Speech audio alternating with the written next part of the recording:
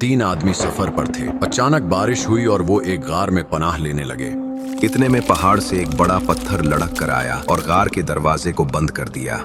उन्होंने एक दूसरे से कहा, हम में से हर एक अपने नेक अमल के वसीले से दुआ करे, शायद अल्लाह हमें निजात दे दे। पहला बोला, या अल्लाह, मैं अपने माँ बाप का इतना ख्याल रखता था कि रोज शाम को उनके लिए दूध लाता और खुद भी तब तक नहीं पीता था जब तक वो पी न ले। या अल्लाह, अगर मैंने ये सिर्फ तेरी रजा के लिए किया तो हमें इस गार से निजात दे।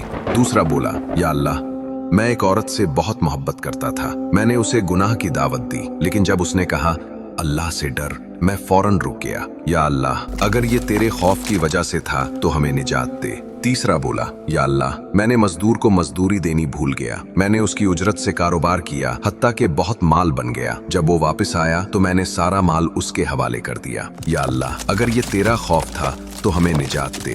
पत्थर मुकम्मल तौर पर हट गया।